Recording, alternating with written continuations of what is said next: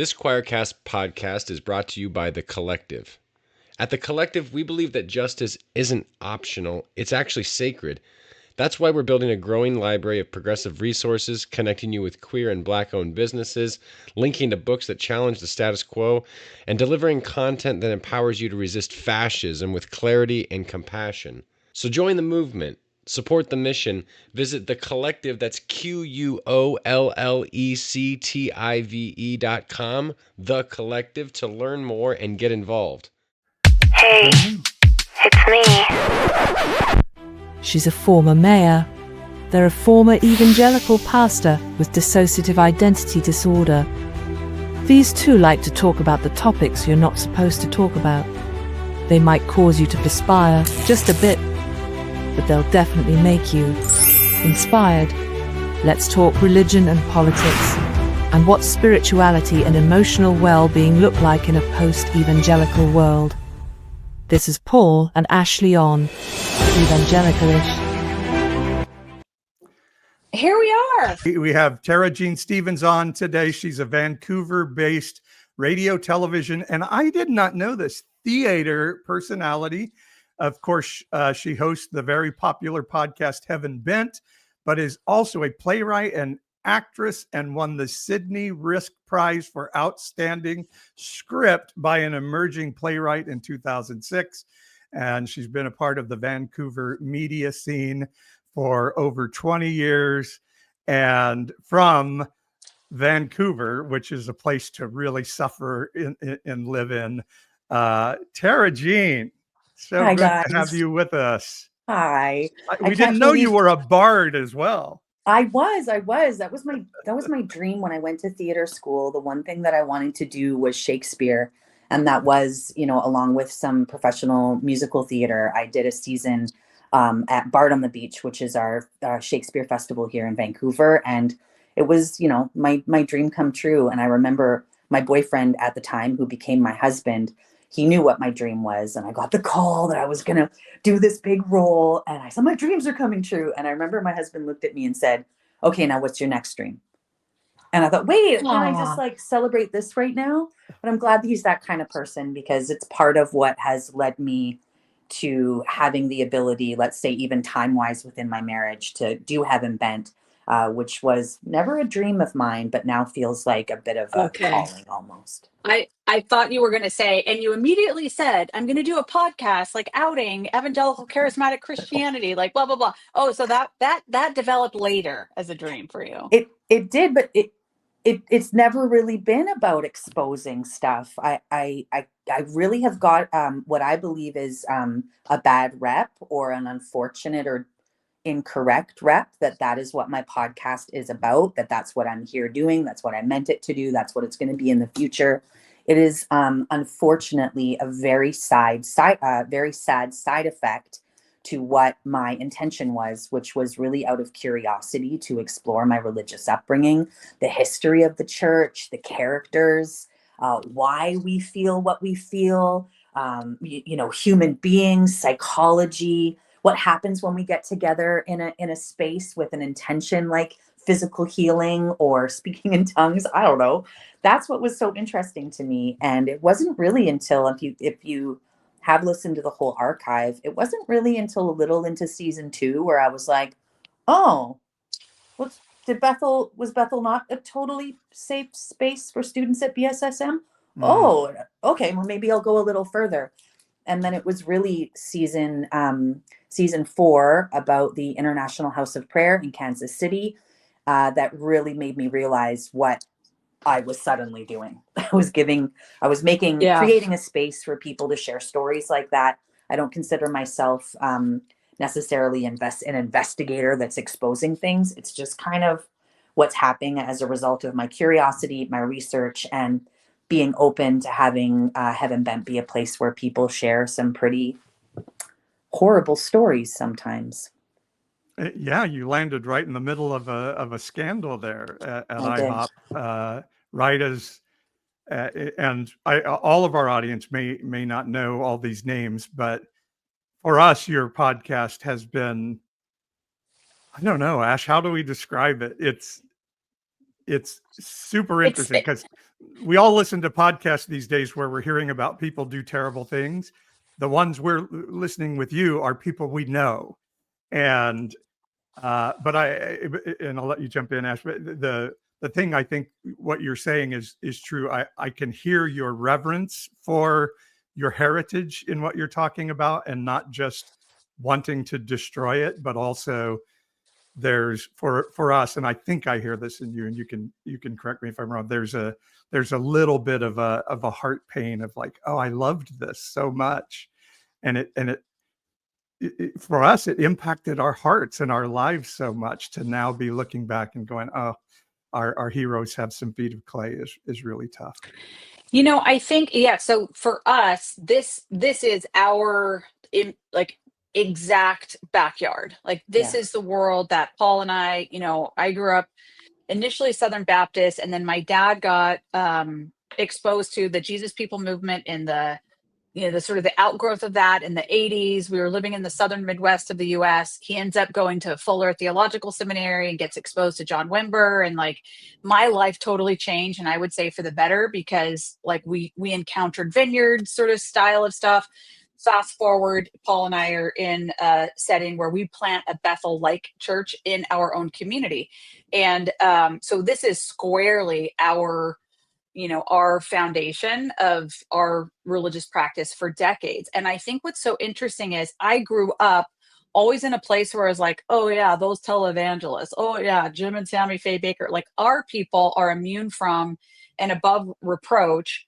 But I can definitely, like, we're the ones who really pursue Jesus in the right way, but we could throw stones at these other outlets. And of course, obviously all the Catholic Church stuff over the last couple decades, right? It always felt like we were in the place, like the one right place, the one place that was safe, as you said. And then, we started our own deconstruction journey, frankly, because of Donald Trump, and then, got outside of, and your podcast helps really, I know it's just come along at a time when it's like, we're already evaluating our thoughts and experiences. And then your podcast like tells these stories in a way that's like so profound for us. So yeah. Well, it means so much to me and is so encouraging when I hear, and I mean, I've been hearing it for a while now, that it's been positive for a lot of people. And what's been super cool for me is, and again, this goes against the reputation I have, which is, I'm here trying to make people not be Christians anymore. And I'm a witch and I'm very successful. Evil atheist. Because I'm using my God-given talents to make a podcast that is evil. It's just not. So the thing that I love about it is that feedback that I get on a pretty regular basis now, as I get more listeners and release new series, and it can be, wow, I had a lot of questions about how I was raised. This has allowed me to really lean in and get those questions answered. It turns out I don't believe what I was taught. I'm trying something new. But I can receive like emails from people that say, hey, you helped me work through some trauma that I had from something that happened during a church service in 2012, and now I'm able to go to church without having that dark feeling on my shoulders. And Interesting. I'm not going to church. I'm not taking my kids to church. I still have my own baggage that I think I haven't got rid of, which makes me have a little bit of maybe a little bit of anger, like for I feel like I got rid of a lot of the anger, so I don't know if that's quite the right word, but I don't have as much like, what? You're not taking my child to church. Don't even ask her. Are they Christians? I don't want anything to do. I'm not like that anymore. And that feels much better. So I don't feel bad when I hear, oh, that helped you lean into the church. That helped you return to your church. Good for you. I hope it's a very safe space. That's all. Yeah. I'm also a big advocate for anger because I was always told anger is evil and sinful, and it's actually not. It's actually super, super healthy until it's not, until it's not. So were you going to say something, Ash? I was going to. Well, I actually was going to. I know we can't wait to talk about season 6. And well, I want to show a clip so we can show what she does, but you go ahead. It's okay. I just wanted to comment on this, like, you're angry and therefore what you're saying is invalid. Because Paul, I've never heard that one before. Oh yeah. No. Basically, I mean, and I don't know, we have our own issues to work out. Paul and I have like I have a certain feeling about like, should you always be bomb throwing, and then Paul's position is like, yes, because all these reasons. So anyway, just for anybody who cares, like, we wrestle with that. But I will say this, I've definitely learned from, peering over Paul's shoulder and kind of seeing the input that he gets all the time, which is, you're hurt, you're angry, and therefore I don't have to listen to the objective critique you're bringing. Well, because it's not, they don't perceive that it is objective. You're coming from a wounded place, and therefore I don't have to consider what you're saying. And I imagine you've heard more than your fair share of that as well.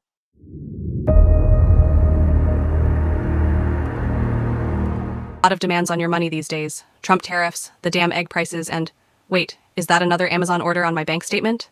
But we ask you to consider, is it worth supporting Paul and Ashley and Evangelicalish as they talk about the spiritual journey of those of us in a post-evangelical 21st century spiritual world?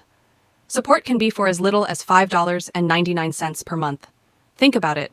Where else do you get a brilliant and beautiful former mayor and an ex-pastor on an exciting gender journey? On Evangelicalish, nothing is off limits, and love leads the way. At times, our truth can get messy, but we're not afraid of the mess, because that's where the healing begins. That's why we're living and loving through trauma, deconstruction, and mental health challenges, and you're invited. Support the pod for just $5.99 per month.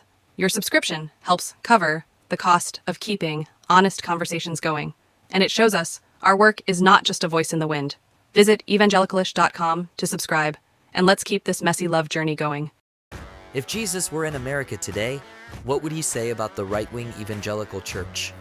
Pastor Paul's new novel, Religious Right, Religiously Wrong, a modern-day parable, answers this question in a riveting story of a mysterious miracle-working stranger who upsets a conservative, evangelical town with his critique of their political views. Will the pastor and people of the local megachurch listen? Or will the church crucify the messenger all over again? Religious Right, Religiously Wrong is the story America needs right now. James Fallows, writer for The Atlantic and former speechwriter for President Jimmy Carter, says Paul's book is very much worth reading and could not be more timely. Wayne Jacobson, co-author of the mega bestseller, The Shack, says this novel will confront fears and challenge the reader to a more excellent way of living and loving. Religious Right, Religiously Wrong, a modern-day parable is available on Amazon or at our website, evangelicalish.com.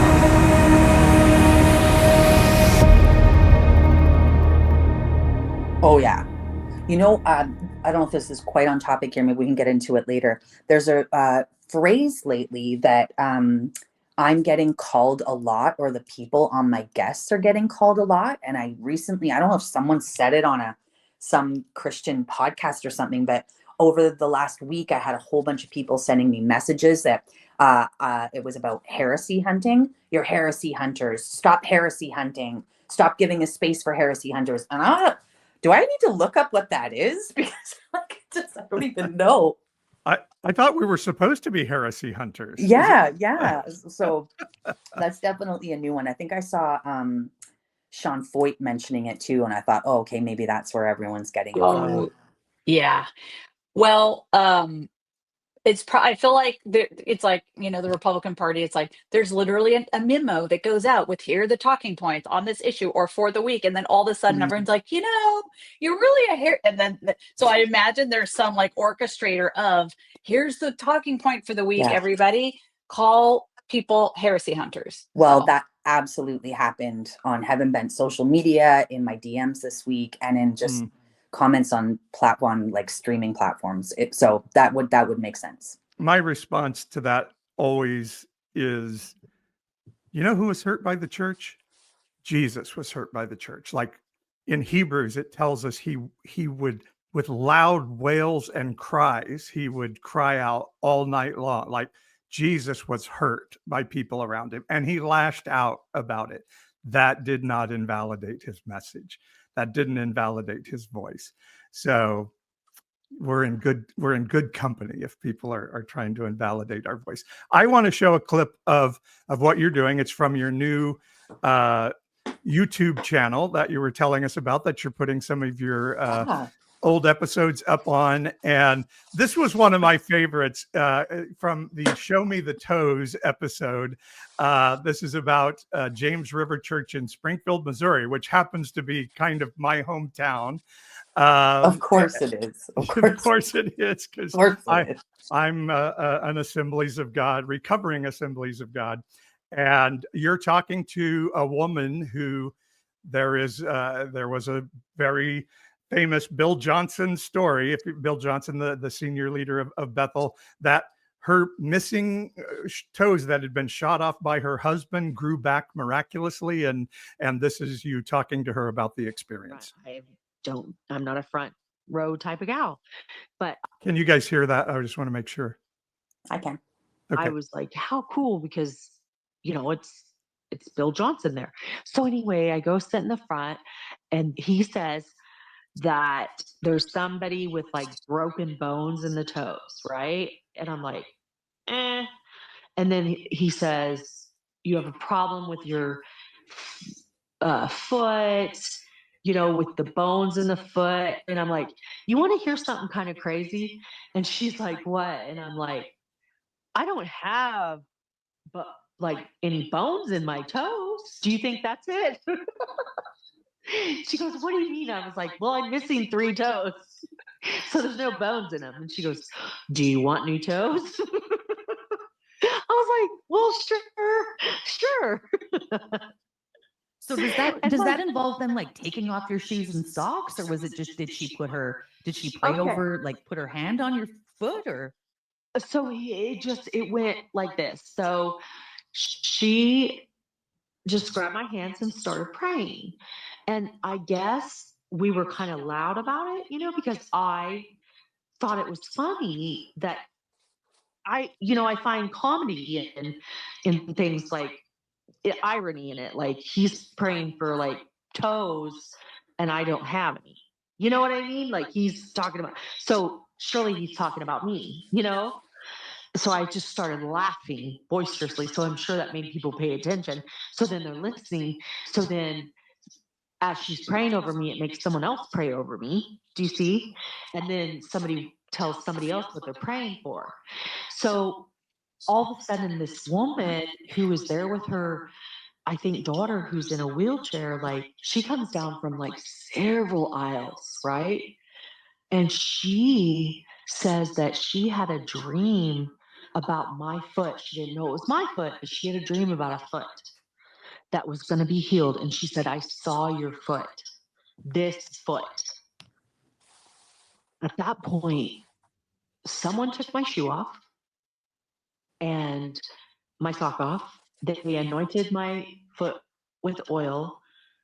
I couldn't see my foot for a while because hands were all over my foot, right? I just know that first I was really glad I had taken a shower with my feet, and then second, I just know that I've never experienced anything like that, ever. So did her toes grow back? It's funny because I haven't heard that audio in quite some time.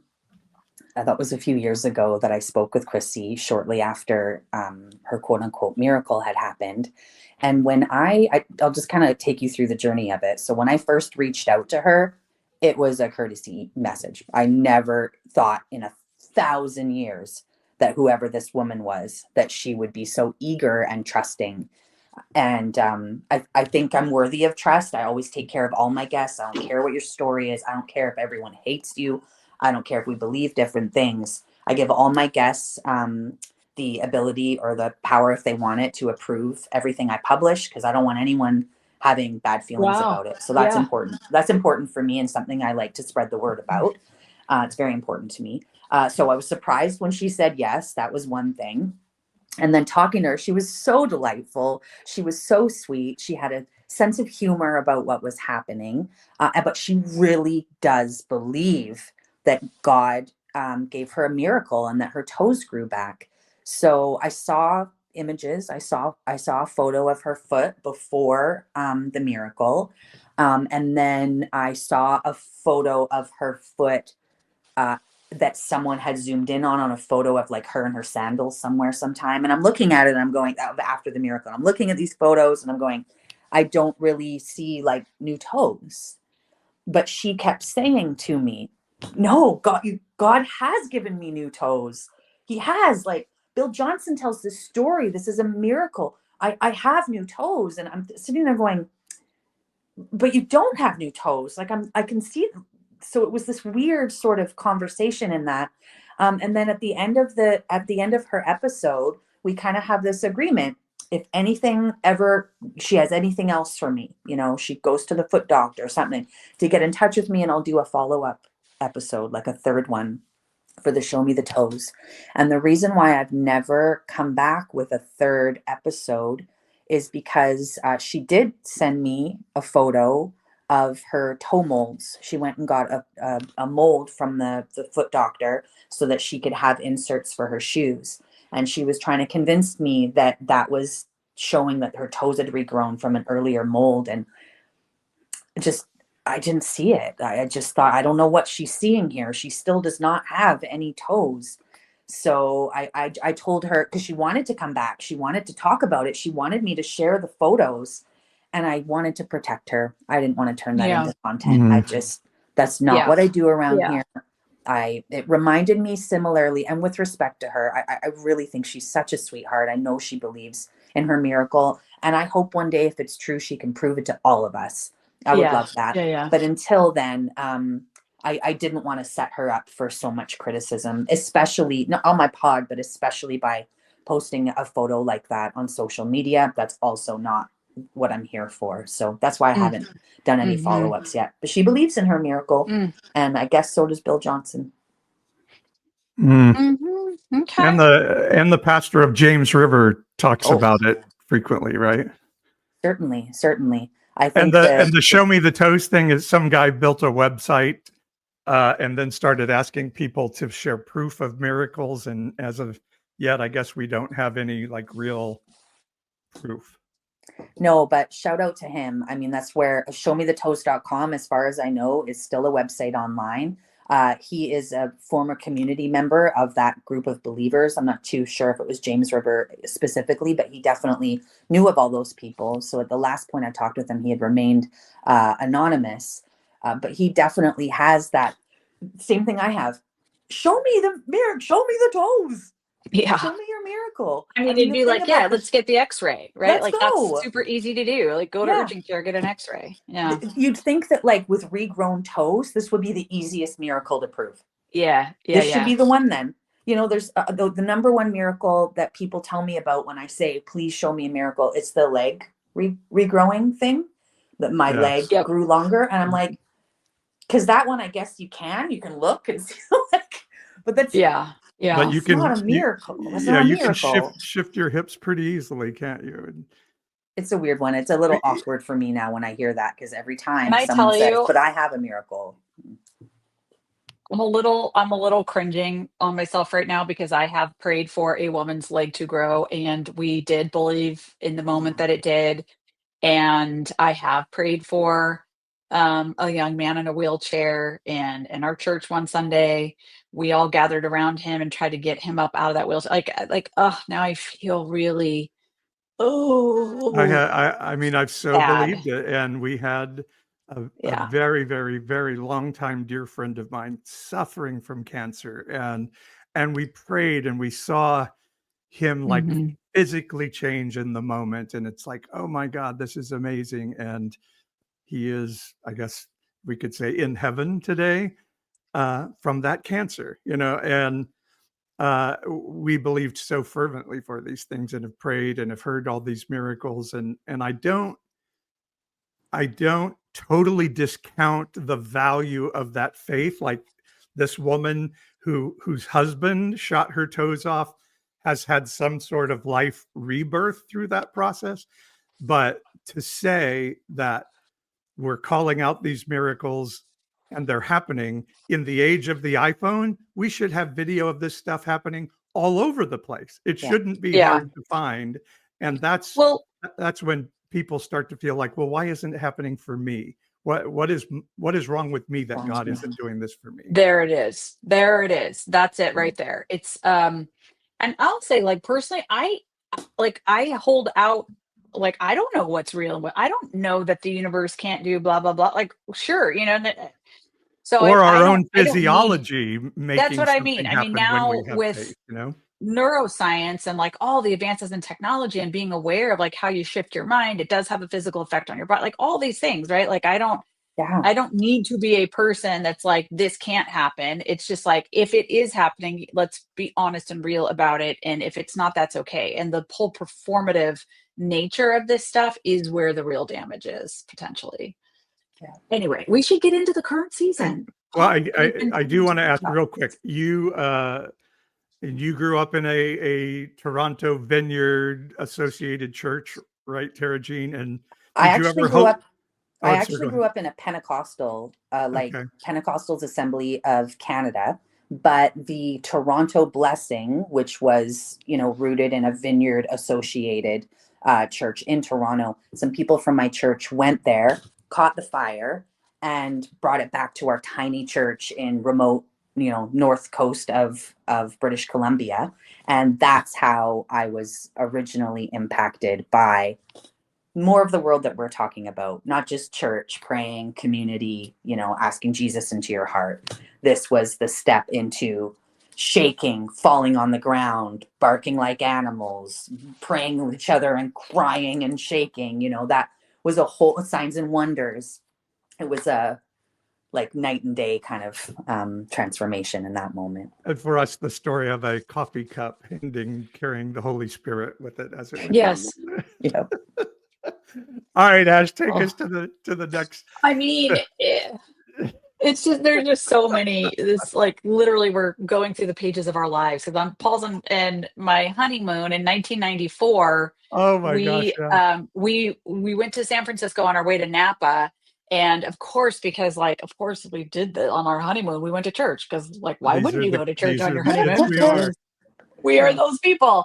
And so we are like, find the Vineyard Church and in downtown San Francisco. So we go on a Sunday morning, and it turns out there was a guest speaker from Toronto there, and the dog barking and all the stuff, like, it was going on, and spreading. anyway, and spreading. So I don't mean to make light of it. This stuff really did impact our lives, but there was a guy sitting behind us that if you didn't know what was going on, you would think there was somebody with Tourette's syndrome behind it. Yeah. And I'm not making fun Yeah. of people with Tourette's or anything else. This is what the experience was. He was just through the whole service, just yelling out. And it was an experience even for us. And I grew up in the Assemblies of God with tongue speaking and people running around the building and all this stuff. But this downtown San Francisco Vineyard was in 1994. it had my eyes going like that. Yeah.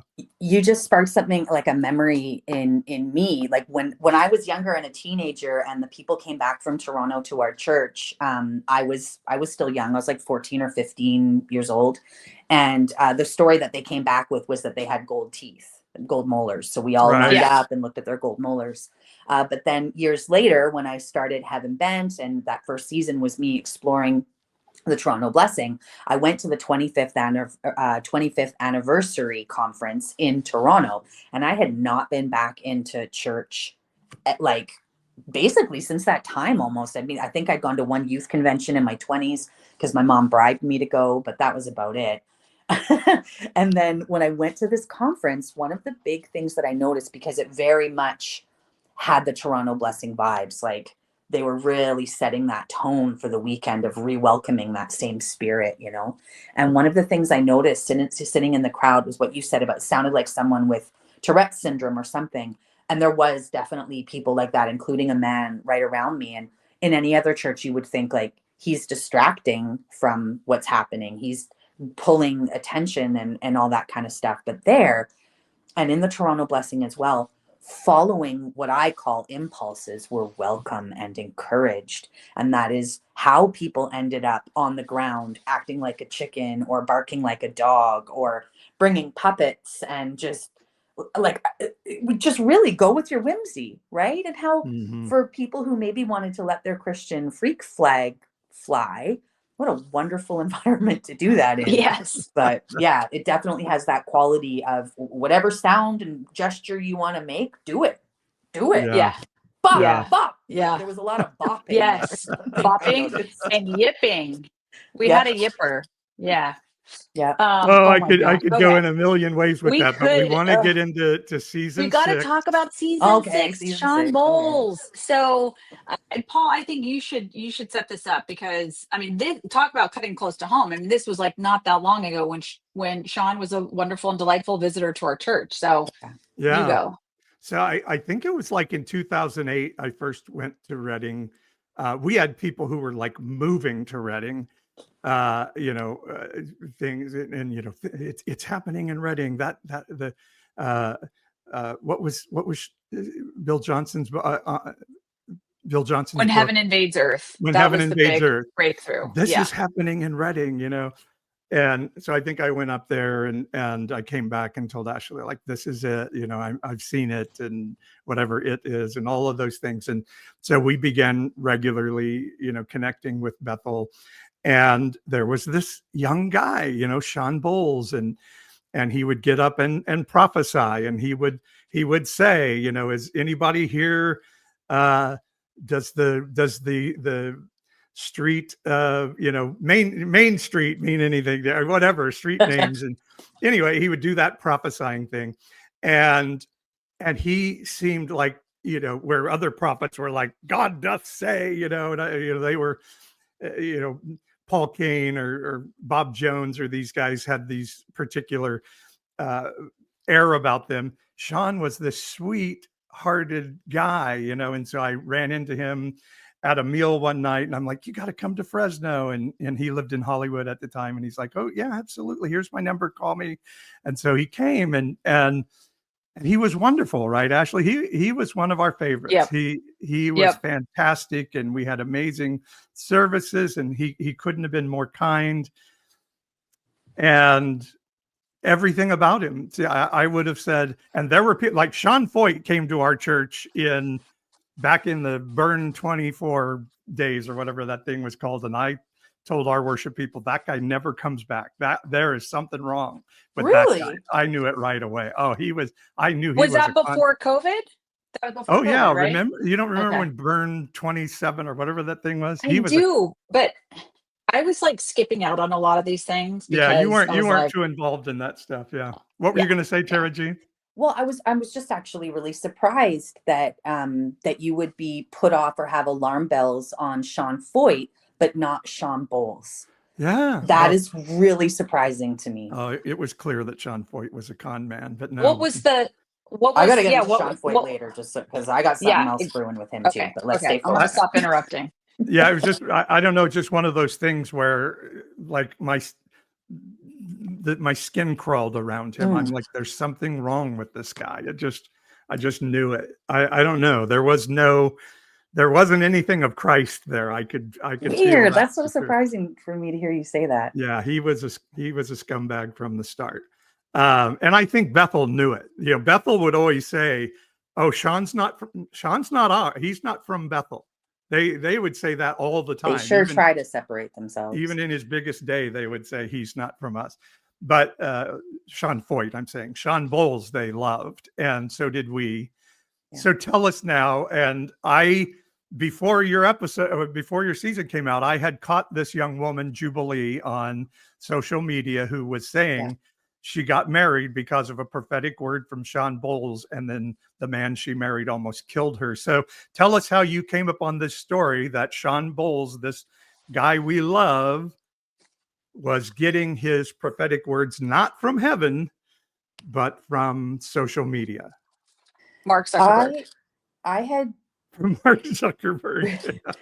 I had planted seeds about my suspicions with Sean Bowles right away in season 1, because that conference I mentioned that I went to for the 25th anniversary of the Toronto Blessing, he was a speaker there, and he was the buzzed about guest. And I was going, okay, what's up with this guy? So he gets up there. And again, I hadn't been back to church in a long time. And I immediately was like, he's a psychic. He's pretending to be a psychic. I was looking around going, why is everyone believing that? Like, I was literally going, he got that from the internet. This is not a real thing. Nobody I know just as a person, like, I want to believe in this stuff, but that's not real. That's from the internet. You can go back in the history of magicians and con men. I mean, this stuff we all know this. And so I thought that was kind of interesting that everyone was being so easily fooled, or allowing themselves to be so easily fooled. But I also acknowledge he's so charming. You like being in the same room as Sean Bowles.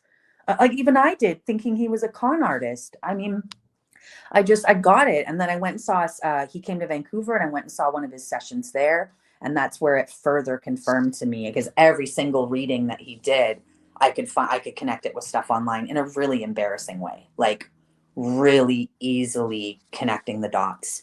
And in that season, and then in a bonus episode as well for season 1, I planted these seeds of like, okay, is anybody out there? Like, how come, what's going on? I couldn't figure out why he still had a ministry. In the background, though, at the same time I was doing that, this was happening in the background, that he was being challenged by people at Bethel quietly. Chris Valentin, I hear, and you hear this story in the season.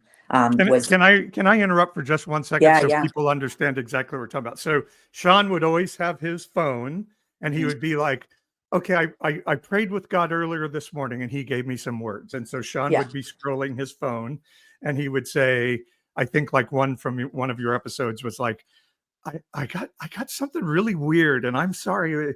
It's about a Chinese person that plays jazz, or Japanese person who plays jazz. Does that mean anything to anybody? And well, then there was, I'm a Japanese person that plays jazz, Yeah. So, and then you were able, maybe that was the one you couldn't find, but then you that was started. the only one I couldn't find, but every other single one, it was really easy to find what was online. And then, so I kind of put that stuff out there. And then more recently, I started to hear that people had been speaking out, but maybe some of us hadn't quite connected in the way that we perhaps were longing for or wanting to. So then a few months ago, Jubilee reached out to me and said that she was looking for ways to share her story on new platforms, or I can't even remember, maybe it was a little bit more organic than that. But what I went through sort of a heaven bent process with her, where I gave her a long list of questions and subjects and topics, and she on her own time recorded all the answers to it. And I was just I feel so privileged that she shared such an intimate story with me, that it does involve domestic violence, but also this incredible journey that she's been on to become one of the primary voices of speaking out and making sure that people understand what he was up to, or even is up to, if you want to maybe think about where he's at right now. It's still really tricky, though, because he's still in ministry. He's still doing shows, or like, you know what I mean, broadcasts and things like that. There are prominent leaders in this community of people that that I've become aware of, who are not making a real public stink about the fact that everyone pretty much has come to the conclusion at this point that he's a fraud. It's weird. It's just very uncomfortable. Bethel's made a few statements, but not enough. I think I interrupted you at that point. You were talking about Chris Valentin, who, again, full disclosure, is a really close friend of ours, or has been for a long time. Confronted Sean on this, found the answers unsatisfactory, and they very quietly disassociated themselves from Sean, but told nobody. They didn't disclose to the world that there was perhaps fraud going on here. Mm-hmm. And the reason, according to some leaked texts that your friend Chris Valentin, big leader, gave, was he thought that it would damage the prophetic movement, which is true. What he's saying is true, and he knew that was true, and it is true now. It's very damaging to the prophetic movement, because not only is he a fraud, where's your discernment? Honestly, what did they say about Richard Nixon? It's not the crime, it's the cover-up, right? There's the because I'm constantly, I mean, I think Heaven Bent is more about the modern day prophetic movement than I ever realized. But if I go back over my archive, I'm like, now that I know more about this world, I'm like, oh, that is kind of what Heaven Bent. I always thought it was like Pentecostal and charismatic, but it's more than that. I think some people might call it NAR, the New Apostolic Reformation, but it's not a term I really play around with too much. Yeah. It's because just a really tricky one. So this is really important because we have to protect the movement is a really dangerous place to go. This is how we had priests molesting choir boys in the Catholic Church for years, Baptist ministers molesting women and children for years and years without anybody. I mean, and I'm not equating this necessarily to sexual predators, but it's why these things are so prominent and festering. And with Jubilee's story, it did become a life crisis of even to death or potential death, because she didn't know what was happening was fraudulent. She thought it was God telling her to get married to a man that she never should have been married to.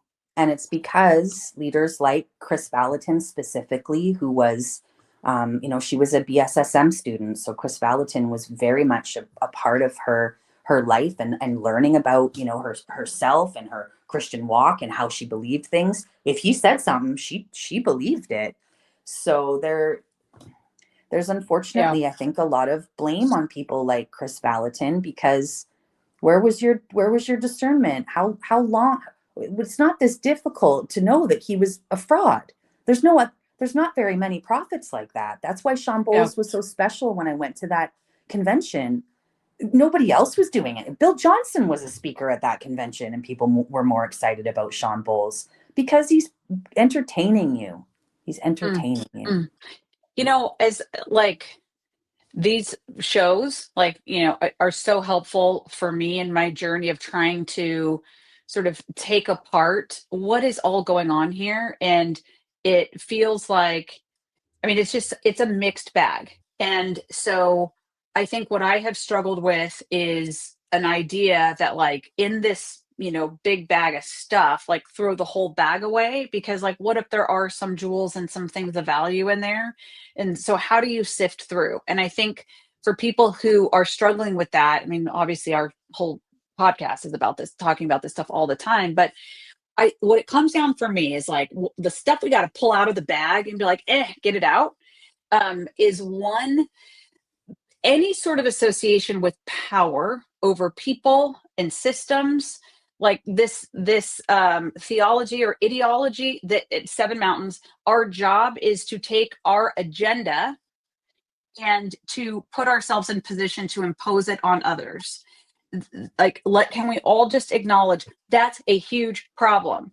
And those of us who, as I said earlier, I was camping out thinking I'm in the one, aspect or wing of Christianity that's getting everything right. Sucks for all of you, but obviously we're perfect and great. And we don't do things like that because we're so pure and we're just about Jesus.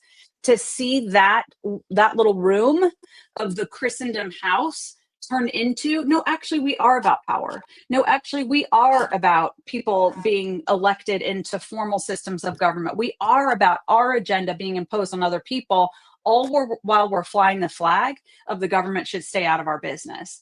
So that's we just I'm getting sick to my stomach thinking about it. One, two, is there is this performative nature of this brand or component of Christianity that there is pressure. There is pressure to perform. There is pressure to get the right word. There is pressure to, hear that so much from have people. yes. And our friend Julie Barnett in the chat is saying, if you're not one of the performers, you're one of the audience members, you're so desperately hoping that someone will call you out. And if that doesn't happen, then that sends you down this spiral of, I'm not loved, I'm not special, something's wrong with me.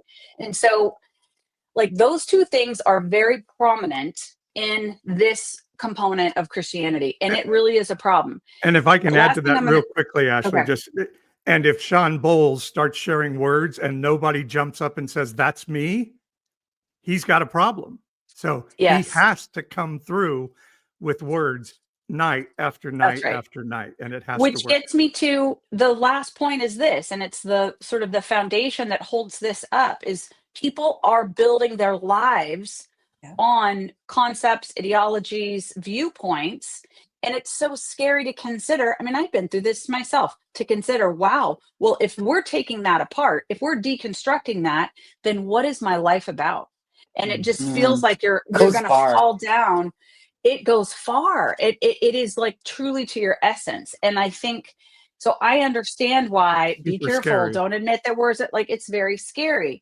But I also will just say on the other side, somewhat of that evaluation and pursuit, it like getting to the other side doesn't mean that you don't have wonder and awe and a connection with a mysterious, loving God. In fact, and I remember Paul saying this on so many occasions, it is actually more intense, more connected, da da da, da, when you strip all this other stuff out and stop thinking that you know exactly what is the what of God and Jesus.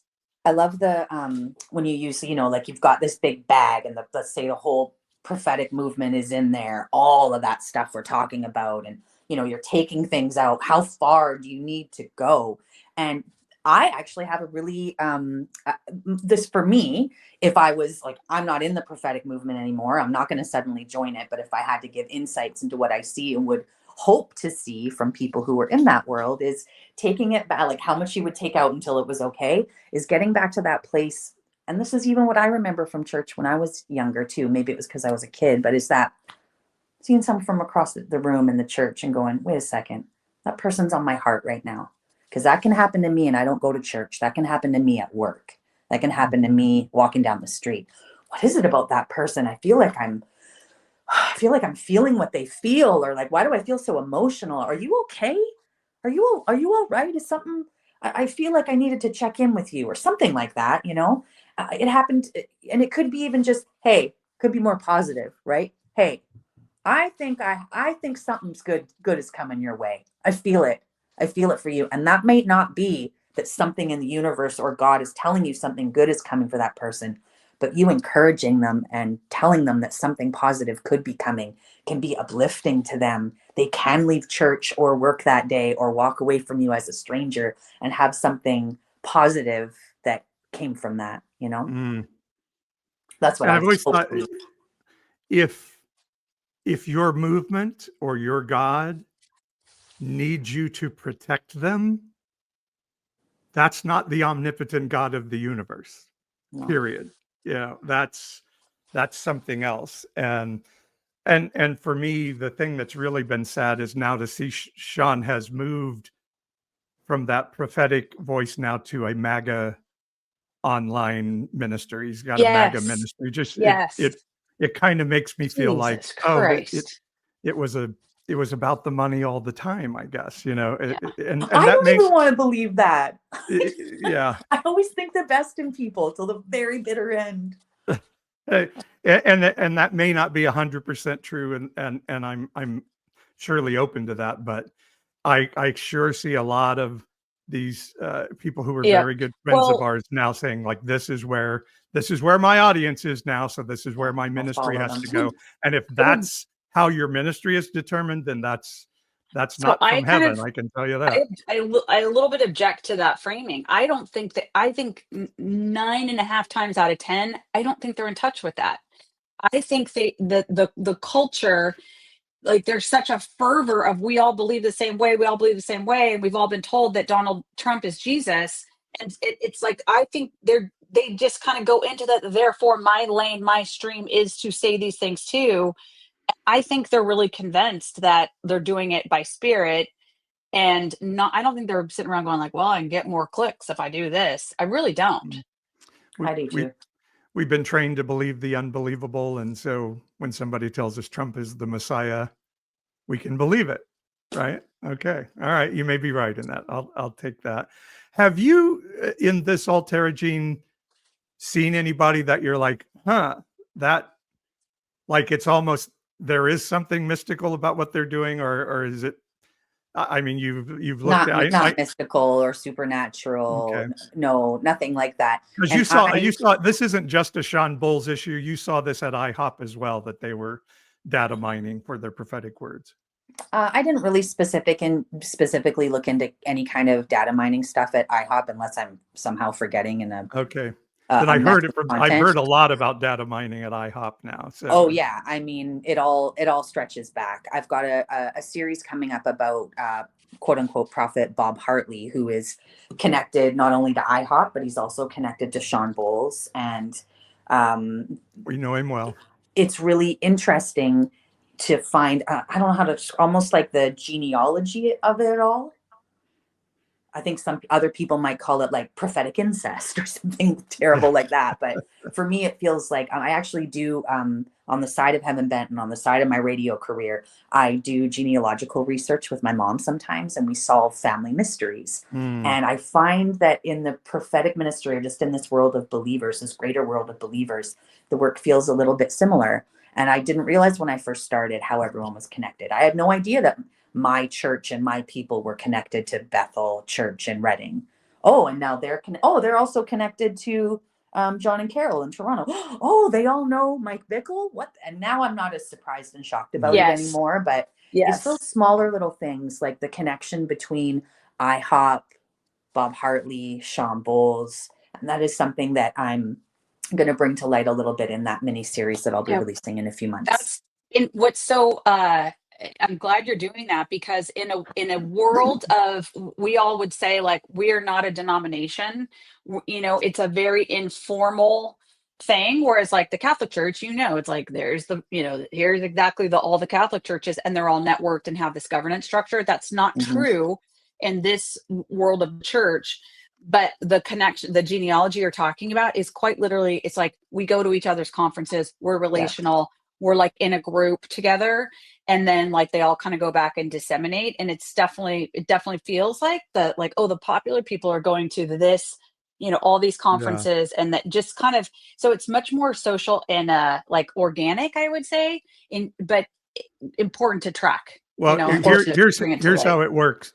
Like John Wimber was a little overweight in part of his life, so he wore these big Hawaiian shirts all the time and would preach in these big Hawaiian shirts with these Hawaiian designs.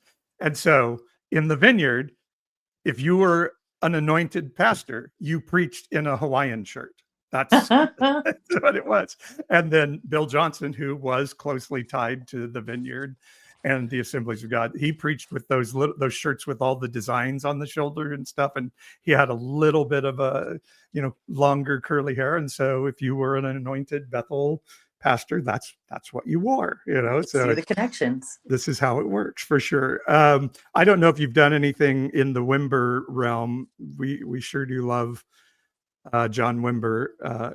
God rest his soul. I don't know if do you have any plans to go back toward the Vineyard direction or Calvary Chapel at all, or Lonnie Frisbee or any of that? I very well could. You know what's it's not just my curiosity that takes me to places, it's the energy I'm getting from who's going to be involved with the project. So if I got a message today from someone, hi, my name's Denise. I was raised in the Vineyard movement. My family were friends with the Wimbers. I have, and it doesn't have to be a scandalous story. I'm not needing some, and this is that reputation, you know, like, if someone even at this point, and I have way too many messages.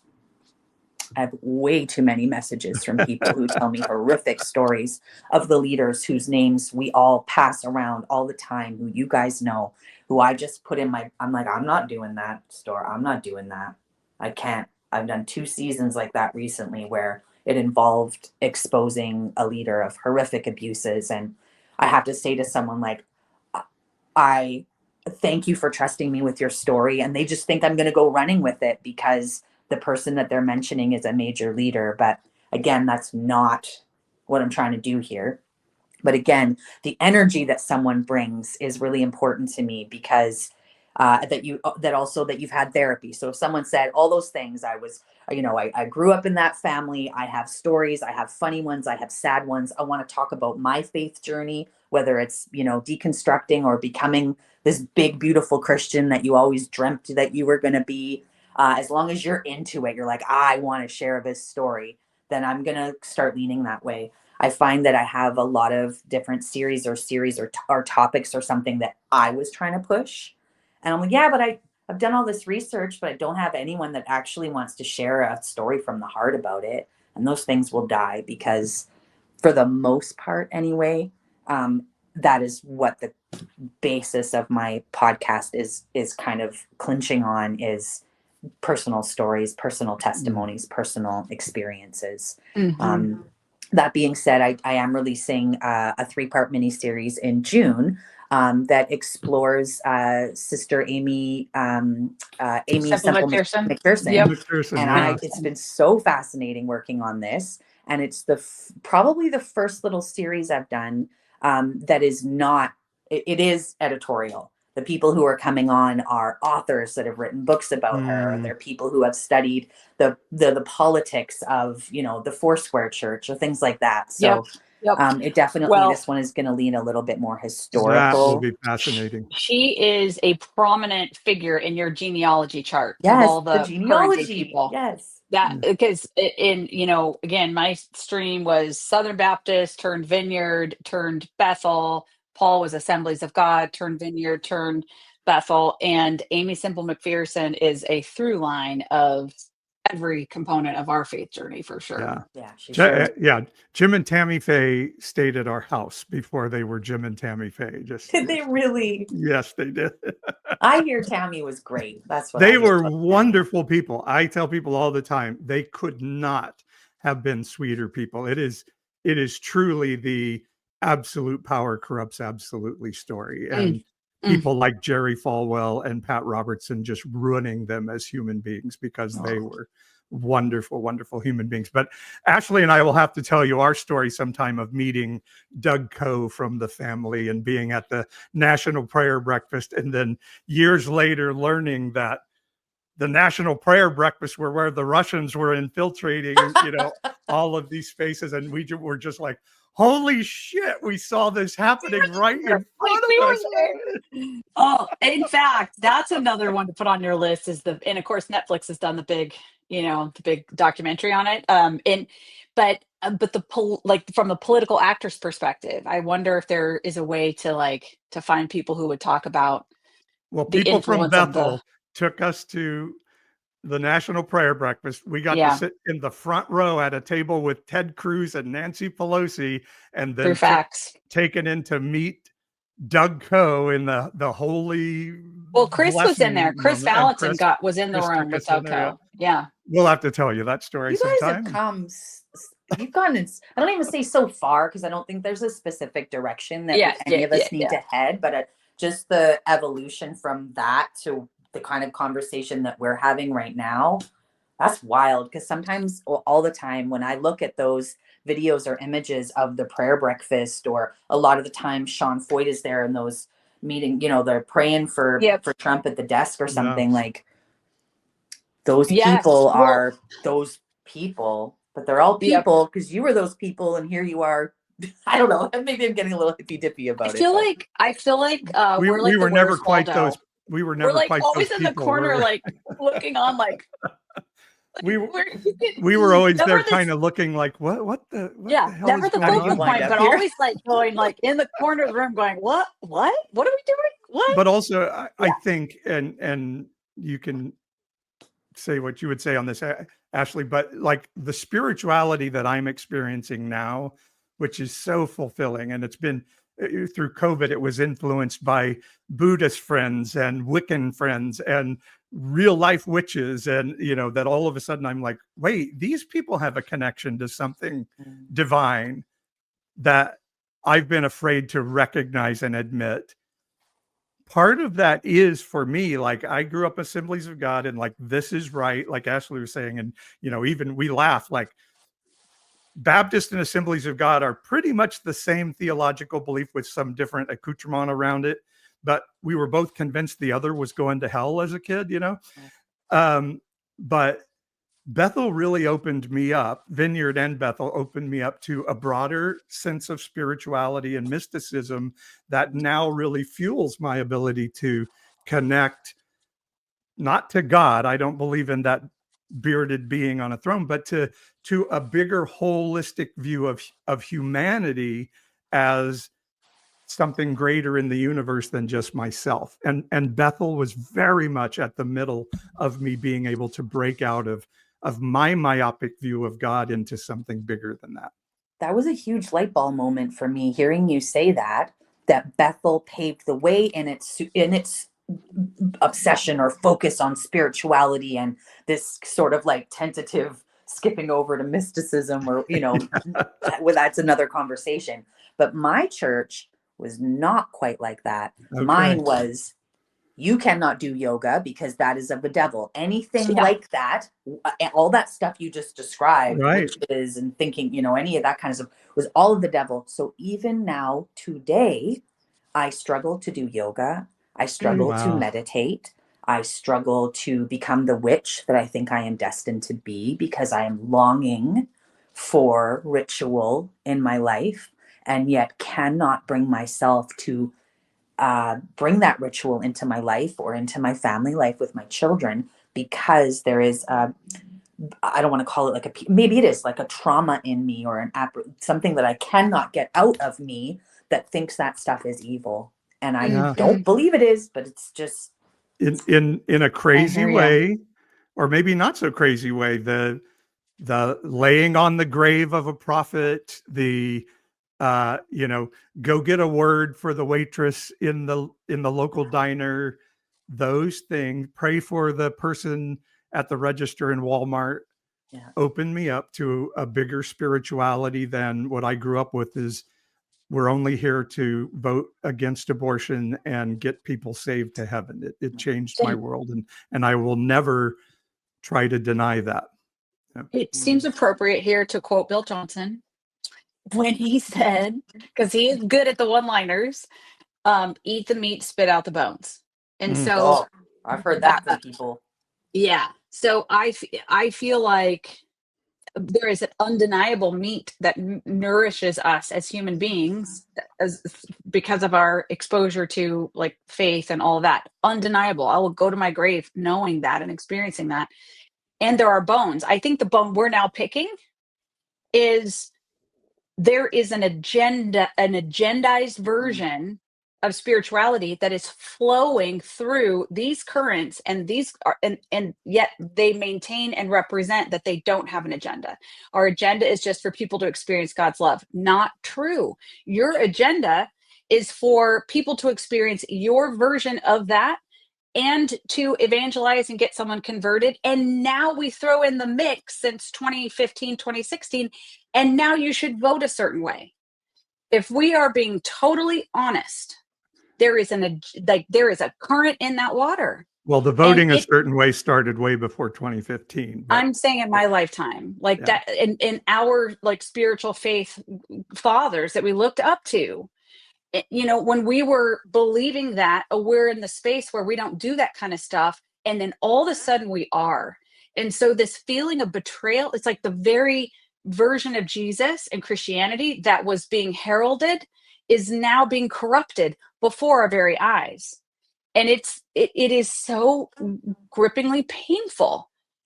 The antidote is, as we were talking about earlier, is to hunt for the heresy. Like, that is actually the thing, is to have a heart for, like, what is the truth? What as best as we can, and be open to whatever the answer is.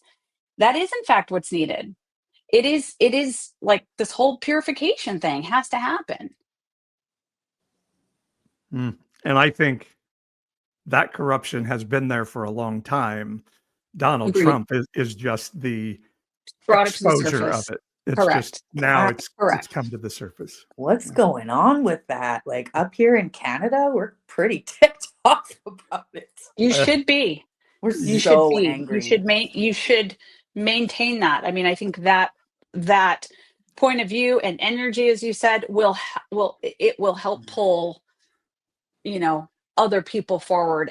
I think Americans on this side of the border are just like, yeah, we're be rooting for pissed, you. We're Canadians. rooting for you. Trust me. Do it. It's Well, we're doing it as best we can. I mean, we don't. I'm leaving sort of the Christian sphere and saying anything about it, but it's important for me to let any Americans who might be listening know that what Trump is telling you about how Canadians feel about what he's saying is an absolute lie. We Of are not course. interested or considering becoming the 51st oh state gosh, yes. whatsoever. All of these talks that he's saying that he's having that are really like that's not happening. Sure. We are not coming to the United States anymore. We're all canceling trips. We're turning down opportunities. I am.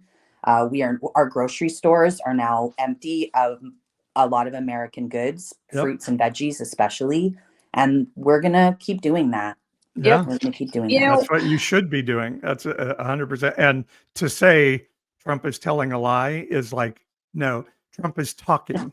He's And when he's talking, It's he's just telling a so lie. also, also sadly, and here's the whole big point, you didn't leave the realm of Christianity in the point you just made, because our version of, Right. American Christianity today is causing everything you just said. So Yes. these two things are inextricably linked, which is the problem. We're wondering here in California, Oregon, and Washington, how would you feel about picking up a few extra provinces, maybe? Oh yeah. I mean, we don't think that's ever going to happen, but we have up here had conversations where we're like, wait a second, Maine, you should maybe want to think about coming up here. I think you might be like really comfortable with us. Parts of Washington, Oregon, and California could be.